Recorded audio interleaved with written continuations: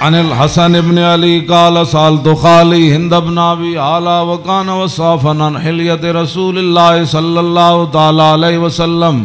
أنا أشتهي أن يصف لي منها شيئا أتعلق بي فقال كان رسول الله صلى الله تعالى عليه وسلم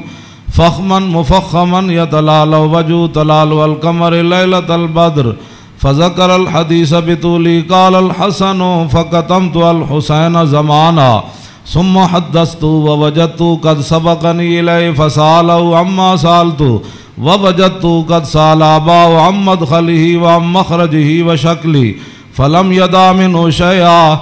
قال الحسين سألت أبي عن دخول رسول الله صلى الله تعالى عليه وسلم فقال كان إذا روى إلى منزله جزا دخوله 3 أجزاء جزءا لله عز وجل وجزءا لأهله وجزءا لنفسه ثم جزا جزءه بينه وبين الناس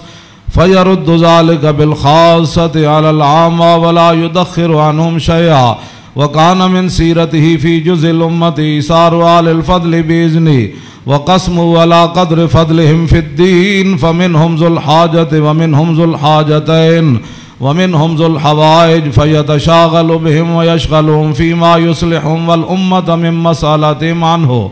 وإخبارهم بالذي ينبغي لهم. ويقول ليبلغ الشاهد منكم الغائب وأبلغوني حاجة من لا يستطيع إبلاغها فإنه من أبلغ سلطانا حاجة من لا يستطيع إبلاغها ثبت الله قدميه يوم القيامة لا يذكر عنده إلا ذلك ولا يقبل من أحد غيره. يدخلون روادا ولا يفترقون إلا عن زواق ويخرجون أدلة يعني على الخير. قال فسألت عن مخرجه كيف كان يصنع فيه قال كان رسول الله صلى الله تعالى عليه وسلم يخزن لسانه إلا فيما يعنيه ويؤلفهم ولا ينفرهم ويكرم كريم كل قوم ويوليه عليهم ويحذر الناس ويحترس منهم من غير أن يطوي على أحد منه بشره وخلقه ويتفقد أصحابه وسأل الناس عما في الناس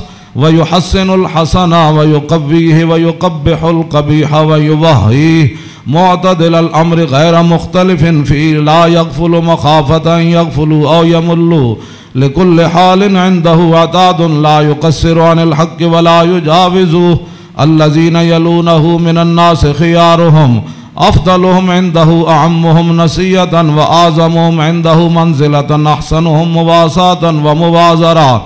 قال فسألت عن مجلسي قال كان رسول الله صلى الله تعالى عليه وسلم لا يقوم ولا يجلس إلا على ذكر وإذا انتهى إلى قوم جلس حيث ينتهي المجلس ويأمر بذلك يعطي كل جلساء بنصيبه لا يحسب جليسه أن أحدا أكرم عليه منه من جالسه وفاوضه في حاجة صابرة حتى يكون هو المنصرف عنه وسأله حاجة فلم يرده إلا بها أو بميسور من القول قد وسع الناس بسطه وخلقه فصار لهم أبا فصاروا عنده في الحق سواء.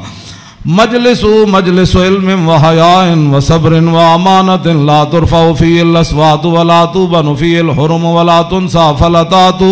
متعادلين يتفاضلون فيه بالتقوى متواضعين يوقرون فيه الكبير ويرحمون فيه الصغير ويؤثرون ذا الحاجة ويحفظون الغريب.